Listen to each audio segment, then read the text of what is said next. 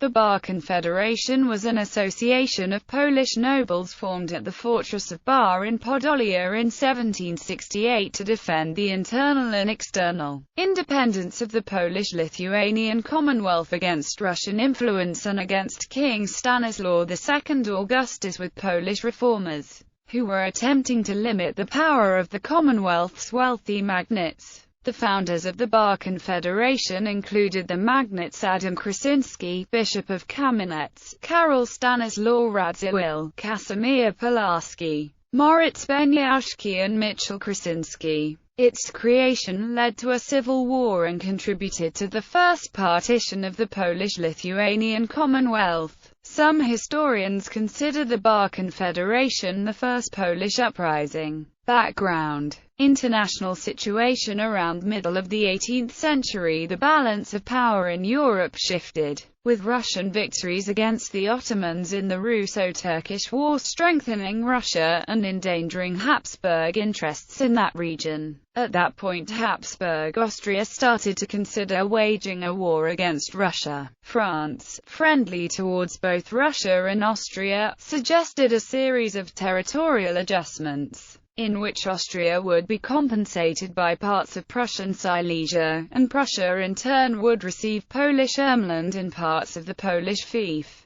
Duchy of Courland and Semigalia, already under Baltic German hegemony. King Frederick II of Prussia had no intention of giving up Silesia gained recently in the Silesian Wars. He was, however, also interested in finding a peaceful solution. His alliance with Russia would draw him into a potential war with Austria, and the 7 Years' War had left Prussia's treasury and army weakened. He was also interested in protecting the weakening Ottoman Empire, which could be advantageously utilized in the event of a Prussian war either with Russia or Austria. Frederick's brother, Prince Henry, spent the winter of 1770–71 as a representative of the Prussian court at St. Petersburg, as Austria had annexed 13 towns in the Hungarian Sips region in 1769. Catherine II of Russia and her advisor General Ivan Chernyshiev suggested to Henry that Prussia claim some Polish land, such as Ermland. After Henry informed him of the proposal, Frederick suggested a partition of the Polish borderlands by Austria, Prussia, and Russia, with the largest share going to Austria. Thus Frederick attempted to encourage Russia to direct its expansion towards weak and non-functional Poland instead of the Ottomans.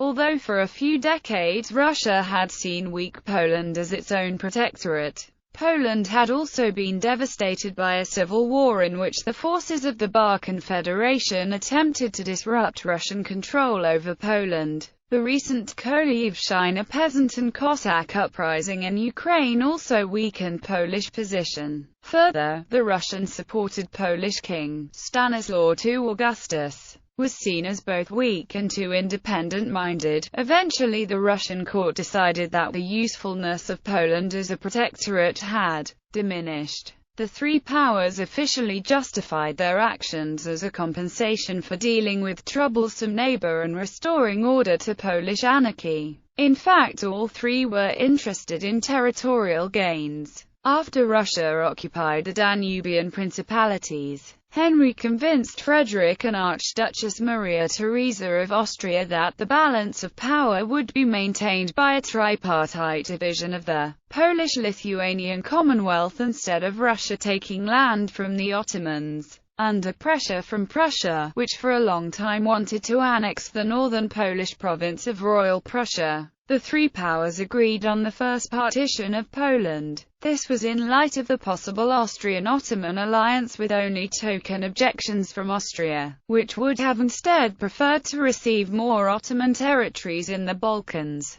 a region which for a long time had been coveted by the Habsburgs. The Russians also withdrew from Moldavia away from the Austrian border. In the Commonwealth in the late 17th century and early 18th century, the Polish-Lithuanian Commonwealth had declined from the status of a major European power to that of a Russian protectorate, with the Russian Tsar effectively choosing Polish-Lithuanian monarchs during the free elections and deciding the direction of much of Poland's internal politics. For example, during the Reaping Sejm, named after the Russian ambassador who unofficially presided over the proceedings. In 1767 to 1768, Russian forces forced the Polish parliament to pass resolutions they demanded. Many of the conservative nobility felt anger at that foreign interference, at the perceived weakness of the presiding government under King Stanislaw II Augustus, and at the provisions, particularly the ones that empowered non-Catholics, and at other reforms which they saw as threatening the golden freedoms of the Polish nobility. In response to that, and particularly after Russian troops arrested and exiled several vocal opponents, Polish magnates Adam Krasinski, Bishop of Kamieniec, Casimir Pulaski and Mitchell Krasinski and their allies decided to form a confederation, a legal military association opposing the government in accordance with Polish constitutional traditions. The Articles of the Confederation were signed on 29 February 1768 at the fortress of Bar in Podolia. Some of the instigators of the Confederation included Adam Stanislaw Krasinski, Mitchell Hieronym Krasinski, Kajetan Soltyk, Wacław Ruski, Mitchell Janpak, Jerzy August Masich, Joachim Potocki and Theodore Wessel. Priest Marek Jandolowicz was a notable religious leader, and Mitchell Wielhorski the Confederation's political ideologue.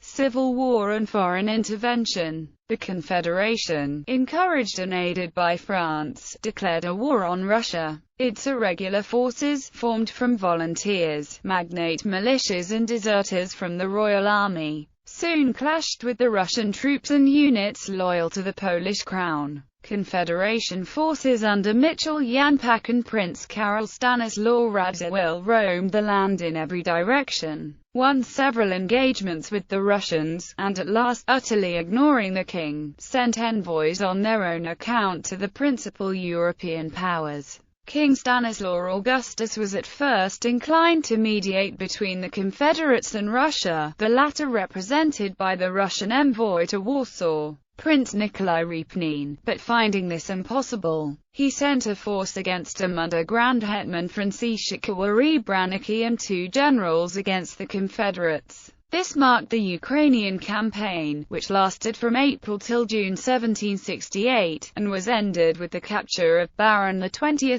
June. Confederation forces retreated to Moldavia. There was also a pro-Confederation force in Lesser Poland, that operated from June till August. That ended with the royal forces securing Kraków on the 22nd of August, followed by a period of conflict in Belarus. That ended with the surrender of Nezvizh on the 26th of October. However, the simultaneous outbreak of the Kolyevshchina in Ukraine kept the Confederation alive. The Confederates appealed for help from abroad and contributed to bringing about war between Russia and the Ottoman Empire. The retreat of some Russian forces needed on the Ottoman front bolstered the Confederates, who reappeared in force in Lesser Poland and Great Poland by 1769. In 1770 the Council of Bar Confederation transferred from its original seat in Silesia to Hungary, whence it conducted diplomatic negotiations with France, Austria and Turkey with a view to forming a league against Russia. The council proclaimed the king dethroned on the 22nd of October 1770. The court of Versailles sent Charles-François Dumouriez to act as an aide to the Confederates, and he helped them to organize their forces. So serious did the situation become that King Frederick II of Prussia advised Tsarina Catherine II of Russia to come to terms with the Confederates. The Confederates also began to operate in Lithuania, although after early successes that direction too met with failures. With defeats at Białystok on 16 July and Orzekowo on 13 September of 1769. Early 1770 saw the defeats of Confederates in Greater Poland, after the Battle of Dobra and Blony, which forced him into a mostly defensive, passive stance. In the meantime, taking advantage of the confusion in Poland, already by 1769–71, both Austria and Prussia had taken over some border territories of the Commonwealth. with Austria taking Sips County in 1769 to 1770 and Prussia incorporating Lauenburg and Buttau. On 19 February 1772, the agreement of partition was signed in Vienna. A previous agreement between Prussia and Russia had been made in St. Petersburg on 6 February 1772. Early in August, Prussian and Austrian troops simultaneously entered the Commonwealth and occupied the provinces agreed upon among themselves. On 5 August, the three parties signed the treaty on their respective territorial gains on the Commonwealth's expense. An attempt of Bar Confederates to kidnap King Stanislaw II Augustus on 3 November 1771 led the Habsburgs to withdraw their support from the Confederates, expelling them from their territories. It also gave the three courts another pretext to showcase the Polish anarchy, and the need for its neighbors to step in and save the country and its citizens. The king thereupon reverted to the Russian faction, and for this act targeting their king, the Confederation lost much of the support it had in Europe. Nevertheless, its army, thoroughly reorganized by Dumouriez, maintained the fight. 1771 brought further defeats, with the defeat at Lankerona on 21 May and Stalovica at 23 October. The final battle of this war was the Siege of Nagura, which fell on 13 August 1772. The regiments of the Bar Confederation, whose executive board had been forced to leave Austria after that country joined the Prusso-Russian alliance, did not lay down their arms. Many fortresses in their command held out as long as possible. Warl Castle in Krakow fell only on 28 April. Tynice Fortress held until 13 July, 1772. Czestochowa, commanded by Casimir Pulaski, held until 18 August. Overall, around 100,000 nobles fought 500 engagements between 1768 and 1772. Perhaps the last stronghold of the Confederates was in the monastery in Zagorz, which fell only on 28 November 1772. In the end, the Bar Confederation was defeated, with its members either fleeing abroad or being deported to Siberia by the Russians.